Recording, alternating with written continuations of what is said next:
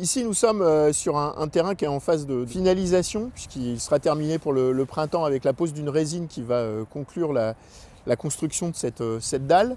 Ça s'inscrit dans un dispositif plus large que le département a souhaité mettre en œuvre, qui s'appelle Héritage Mayenne 2024. Le département a fait le choix, il y a maintenant à peu près 2 ans, dans le cadre de la dynamique de Paris 2024, de pouvoir déployer un dispositif d'équipement de proximité partout sur le département, avec la construction d'une centaine d'équipements de ce type. Et c'est la raison pour laquelle on a déployé, directement financé à 100% par le département, ces équipements, sur la base d'une mise à disposition de foncier par les collectivités, ici à Saint-Berthevin. Et sur ce principe, nous avons pu déployer, à cet exemple, un peu plus d'une trentaine de terrain de basket 3-3, qui est une discipline nouvelle qui était inscrite aux Jeux Olympiques et Paralympiques depuis Tokyo en 2020, qui s'est pleinement affirmée à Paris et qui va prendre un vrai essor.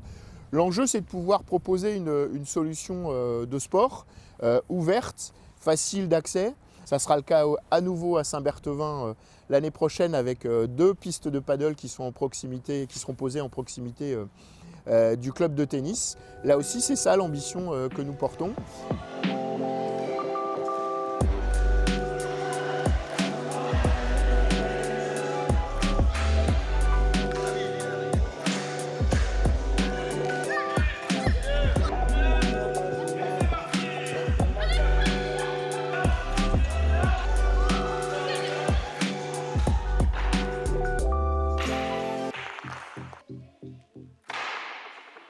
On a aussi un autre volet qu'on a déployé qui est sur d'autres types d'équipements de proximité.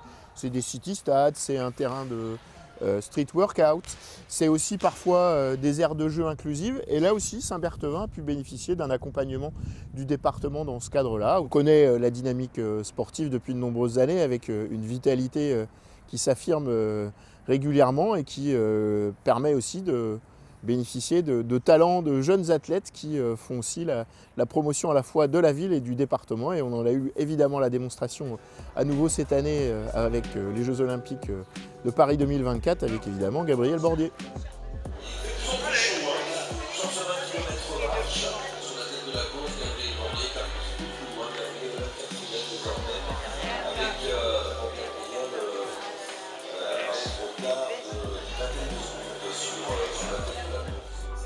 L'enjeu pour nous, c'est évidemment de faire en sorte qu'on puisse pratiquer partout et pour tous le maximum de sport parce que c'est plus que jamais, on le sait, un vecteur de cohésion sociale mais aussi de santé, de bien-être et puis tout simplement de bonheur à partager.